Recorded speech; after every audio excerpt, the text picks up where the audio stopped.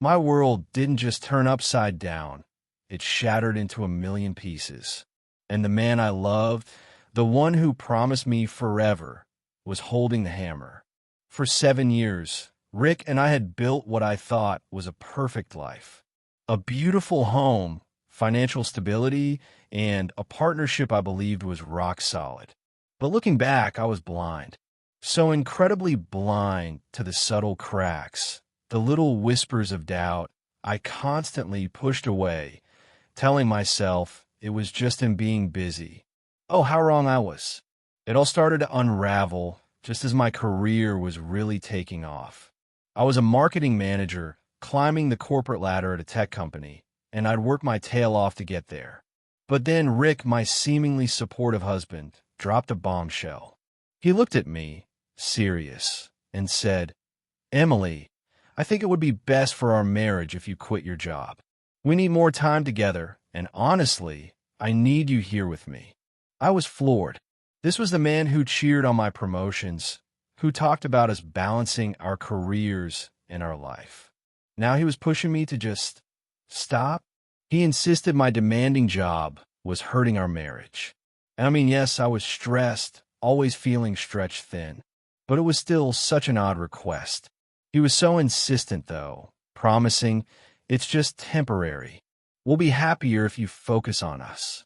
After so much agonizing, so much back and forth in my own head, I caved. I truly thought, maybe he's right. Maybe our relationship needed to come first. So I handed him my resignation. I spent my days cooking his favorite meals, planning romantic getaways, trying to be the perfect wife he suddenly seemed to crave. I trusted him. I really did. But the warning signs? They were practically screaming at me. What was I really giving up? And why, oh why did he suddenly need me so incredibly available? Months dragged on, and the constant togetherness, the pressure, it started to suffocate me. Rick changed. He became distant, started working later and later. He'd leave his phone face down whenever I was around. I tried to tell myself it was just work stress, but my gut screamed otherwise. Something was profoundly wrong. Then, one night, he sat me down on the couch. "I'm in love with someone else," he said. The words hung in the air, thick and suffocating like a heavy blanket. I just stared at him, numb. My mind was racing, but it was like I couldn't process anything. "What?" I whispered, my voice barely there.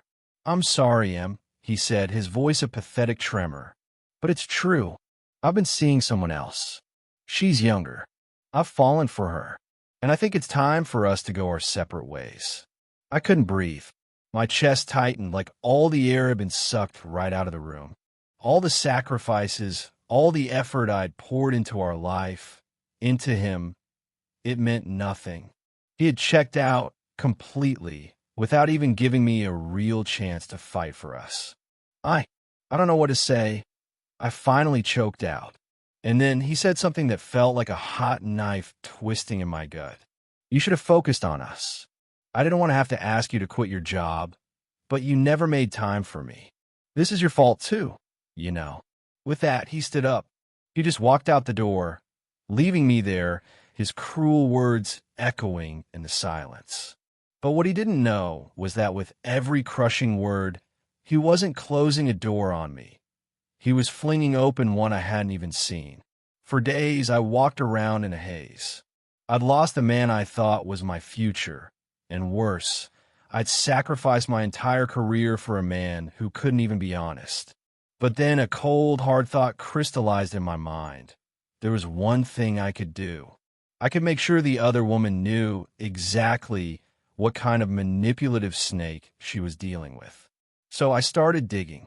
Her name was Sarah, mid-20s, marketing firm downtown. Rick had told me she was just a work connection. I knew better. I found her Instagram. It wasn't hard. And the photos? Oh God, the photos. There they were, smiling, picture perfect, completely oblivious to the truth about the man they both loved. I needed to talk to her. I sent her a simple, calm, but direct message. "Hi, Sarah. My name is Emily. And I'm Rick's wife. I'm sorry to do this, but I think you deserve to know that he's been married to me for 7 years. He's been lying to both of us, and I wanted to make sure you knew the truth." Her reply came quickly. "What?" It was short, but I could hear the shock, the disbelief in that single word. "I know this is a lot, but I just wanted you to be aware of who you're involved with," I continued. "Rick's been lying to you about his life. He's been cheating on me for months." I could almost hear her starting to unravel through the messages. "Rick's married. Why didn't he say anything?" I sighed. "I don't know, but I don't want you to waste any more time on a man who isn't being honest with you." The silence on her end stretched on. I could practically feel her brain trying to compute everything. Shock, anger, confusion, probably all of it. But when she finally responded, her voice, though shaky, was laced with a new kind of determination. I need to talk to him. This isn't possible. I don't know what to say to you right now, but I appreciate you telling me. I can't believe he lied to me like this." She was trying to process, to make sense of it all, but I wasn't going to let her off the hook that easily. "Look, I get that this is a lot, but don't let him manipulate you like he did me. I thought I knew who he was too. I gave up my career, my independence, all for him, and he didn't even hesitate to throw me away." There was a brief pause. Then, Sarah's voice came through, firmer this time. "I'll call him. He needs to explain this to me." I didn't waste any more time. I had done what I could to warn her. The next part of the plan? That wasn't in my hands. It was up to Sarah. I didn't hear from Sarah the rest of that day. I was glued to my phone, half expecting a frantic call from Rick. But there was just silence. He hadn't even tried to reach out to me. That should have been a screaming red flag, right? I should have been furious. But a strange calm settled over me.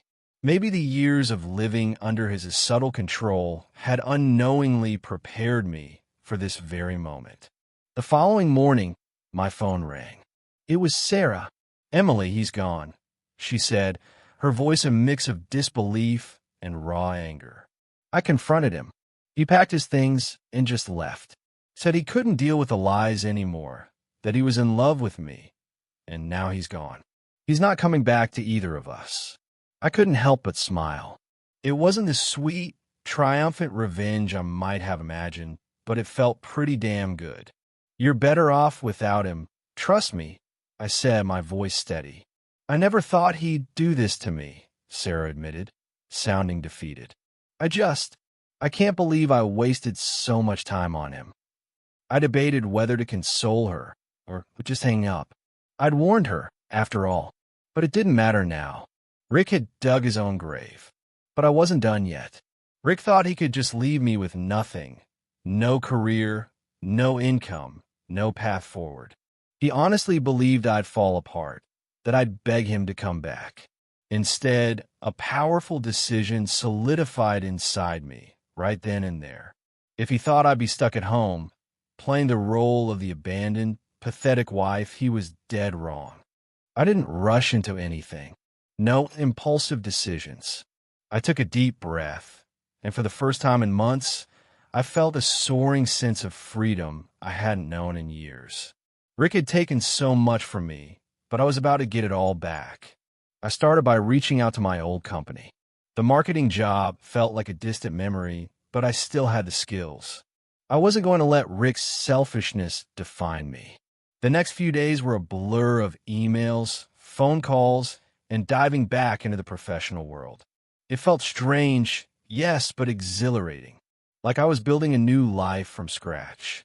Weeks passed, and life started to find its rhythm again. I was getting callbacks, even a few job offers. My confidence was slowly, steadily returning. For the first time in what felt like forever, I started to feel like me again. I was making my own decisions, living my own life. Rick? He was nothing more than a fading, bad memory. But of course, the calm before the storm never truly lasts. It was a Thursday afternoon when I got the message. From him. Rick. I saw his name pop up on my phone, and an immediate wave of unease washed over me. It had been weeks since we'd last spoken. His absence had become my new normal, a quiet relief. But the idea of him reaching out again felt like a punch to the gut. Don't read it, I told myself. You don't need to. But curiosity, that nagging little devil, got the best of me. I opened the message.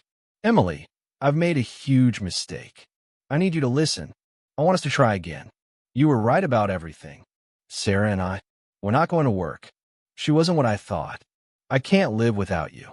Please, let's fix this. Please. I stared at the message for a long time. The audacity, the sheer, unmitigated nerve. I wasn't sure whether to laugh or scream. After everything he had put me through, he actually thought that after all this, I would just welcome him back with open arms? I didn't respond. Not right away. I let the message sit there, the words swirling in my head until they just felt hollow. But Rick wasn't done. A few hours later, another message. Then another. And another. He was practically begging, pleading for me to hear him out. I finally snapped. You think you can just come back after all of this? I typed, furious but unervingly calm. You ruined everything. You left me for someone else, and now you're trying to crawl back because she's not what you thought? Newsflash, Rick, you don't get to pick and choose when you want to be a part of my life. I didn't hold back. I poured out everything I had bottled up over the past few months. The betrayal, the heartbreak, the burning anger. And in the middle of that emotional storm, a chilling thought struck me. Asterisk, what if he still doesn't understand what he's lost? What if he thinks he can just walk away, go back to his little perfect life, and everything will magically work out for him? Asterisk. I decided then and there. He needed to understand just how far I'd come without him. But I wasn't going to give him the satisfaction of knowing he still had any control over me. The very next day, I was invited to an event with one of the companies I'd interviewed with. It was a high-profile networking event, a real opportunity that could take my career to new heights. I wasn't sure if I was ready, but the invitation was too big to pass up. As I got ready, I kept thinking about Rick. The nerve of him. He didn't deserve a second chance. So, I decided to turn the tables. I called Sarah. The phone rang twice before she picked up, her voice still laced with confusion and hurt. Emily, she asked, surprised. What's going on? I need to tell you something, I said, my tone calm but deliberate. I know Rick's been contacting you, telling you how much he messed up, how he wants to come back to me. There was a stunned pause. What? He told me he was done with you. He said you were the one who wasn't right for him. I laughed, a bitter, hollow sound. Yeah, that's what he told me too. He thought he could just walk away, leave me with nothing, and then go back to you because you were younger. But here's the thing, Sarah, he messed up. He messed up so bad that he's now scrambling to fix everything. And I'm not going to let him think he can just come crawling back. What are you doing? Sarah asked, her voice tinged with both fear and a growing curiosity. What's your plan? I smiled to myself. I'm going to show him what he really gave up. You see, Sarah, you've been used and you've been hurt just like I was. He's going to pay for what he did. But I need your help. Sarah didn't ask any more questions. She was on board. And that's when I truly started putting my plan into motion. I've been doing some digging, nothing crazy, but I'd found a few things I could use. Things that would help me build the perfect storm of consequences for Rick. He thought he could walk away, start fresh, play the victim while I was left to pick up the pieces. But he had no idea how much I knew or how much power I had to unravel his carefully constructed lies. It wasn't just about getting back at him. It was about showing him the true extent of his actions. I wanted him to understand that this wasn't just a minor inconvenience for him. Oh no, he was going to lose everything, and he was going to realize that everything he had, I'd helped him build. I already knew Rick's boss, Valerie, through some connections I'd made. She was a strong, no-nonsense woman who didn't tolerate crap. I had the perfect ammunition. Valerie had been around when Rick first started working for her company. She knew how much he'd grown, how his career had flourished because of the opportunities one had helped him seize. I had helped him build his image, helped him become that ideal employee. But that image was about to crumble, and I had just the right person to help me knock it down. I picked up the phone, dialed her number, and waited. When she picked up, I wasted no time. "Hey, Valerie." I greeted her, keeping my tone light but purposeful. "This is Emily, Rick's ex-wife." "Emily," she said, sounding a little surprised. "How are you?" "I'm doing much better now. Thanks for asking," I replied, my voice steady. "I was actually wondering if I could talk to you about something that happened a while ago. Something that might concern you, given the recent changes around Rick." There was a brief pause on the other end. I could almost hear her interest peaking. "What are you talking about?" I leaned in, a smile playing at the edge of my lips. "I'm sure you've heard the rumors about Rick and his relationship with Sarah. But what you probably don't know is that it wasn't just a breakup. You see, Rick had been cheating on me for months before he left, and he was seeing Sarah while still with me. I think it's important that you know the kind of person you're dealing with. It's not just about what he did to me. It's about what he's been hiding. If you value integrity in your workplace, I think you should know the kind of man he is. And I'm not sure you want someone like him representing your company." The silence on the other end was deafening. I could practically picture Valerie's face as she processed every single word. Finally, she spoke again, her voice sharp and controlled. "You're saying he was cheating on you while he was working here?" I nodded, even though she couldn't see me. "Exactly. And I know you value loyalty and trust in your company. Do you really want someone like Rick working for you, knowing he's been hiding his personal life from you and your employees?" She hesitated. "I'll look into it. Thanks for bringing this to my attention, Emily. I'll let you know if I have any other questions." I hung up, feeling an immediate rush of satisfaction. That was the first part of my plan, now in motion. Over the next few days, things began to fall into place. It wasn't long before I heard from Sarah again.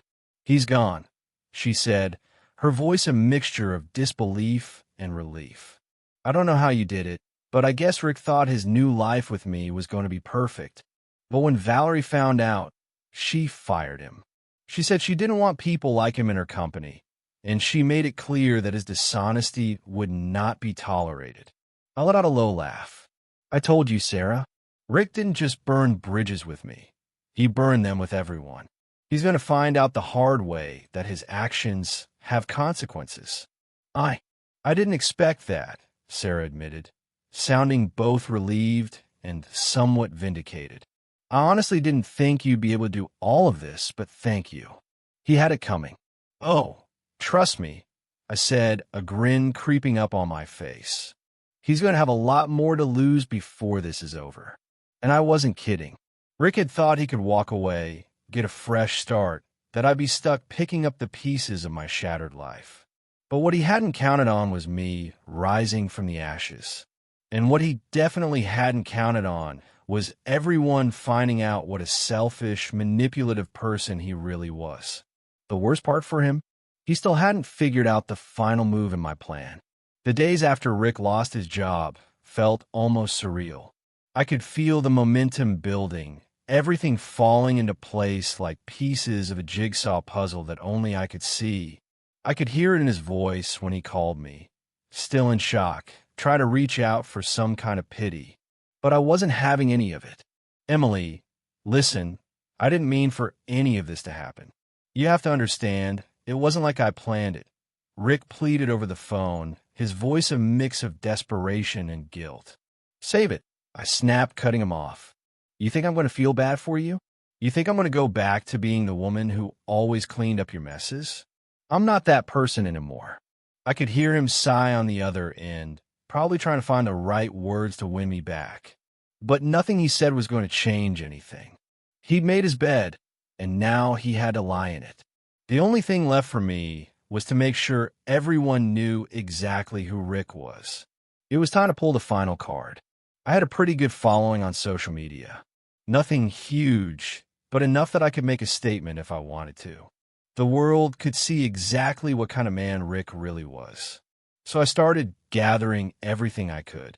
I knew Rick had made a point of showing off his perfect life with Sarah on his Instagram. He had been bragging about how much better things were, how free he felt. He posted pictures of their dates, their vacations, all those moments meant to paint a picture of happiness. But what he didn't know was that I had kept copies of all the messages he'd sent me during our marriage.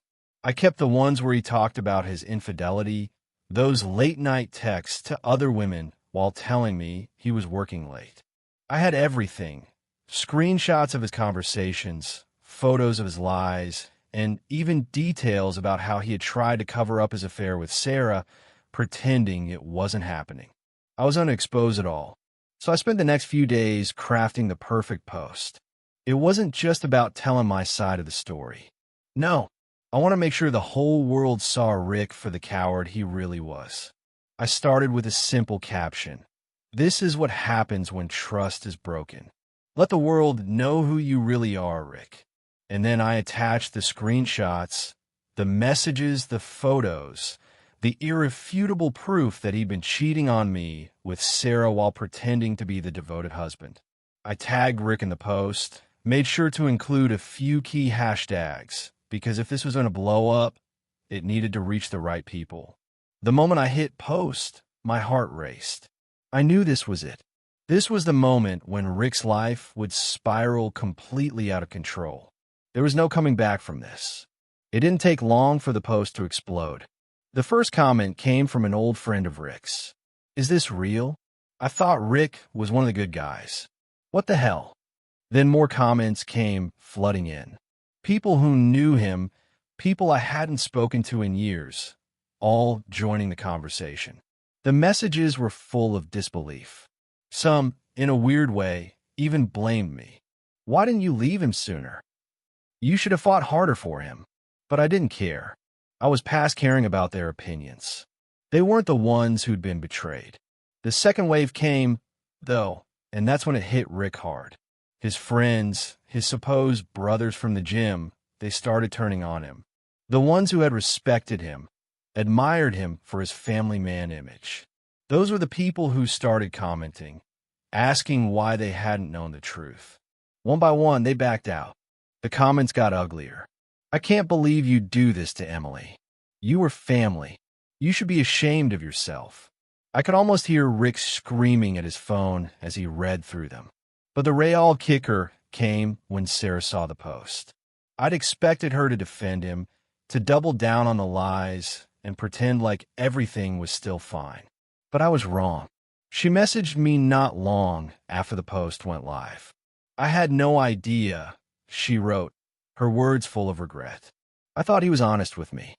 He told me he was done with you, that everything was over. I had no idea he was still lying to both of us. I'm so sorry. I almost laughed. She had been just as manipulated as I had. I could feel the irony in the air, thick and heavy. She had bought into Rick's lies, and now here she was, realizing she had been nothing more than a side act in his drama. I wasn't about to take the high road with her, though. You should have known, I replied, my fingers dancing across the keys. You're a grown woman, Sarah. You could have asked. You could have done better. But you didn't. I pressed send and immediately blocked her number. But the damage had already been done. The post had gone viral. It spread like wildfire, and in no time, Rick was being bombarded by texts, calls, and notifications. His friends started publicly distancing themselves. His family? They were silent at first, but I could feel the judgment growing. Then came the worst blow of all. His boss, Valerie, the very woman who had fired him after I exposed his infidelity to her. Valerie sent Rick a final email. No more warnings. She made it clear that she didn't tolerate people who couldn't be honest and loyal. He'd been caught in his lies, and now he was being cut loose from every avenue he had relied on to stay afloat. She had no room for someone like him in her company, and she made it clear that his unprofessional behavior would never be tolerated in her workplace again. Rick's fall from grace was swift and brutal. He couldn't hold on to his job. His friends weren't calling. His family had turned their backs on him. His social media was flooded with people calling him out. He was a laughingstock, a man who had thought he could get away with everything. And now, the entire world knew the truth. And me? I was finally free. I didn't need Rick's approval anymore. I didn't need anyone's validation. I was living my life for me now, building my own success. I didn't need to beg for attention or apologize for the things I had done. I had reclaimed my power, and I was going to keep moving forward stronger than ever. Rick, though, he was now exactly where I wanted him to be, at rock bottom,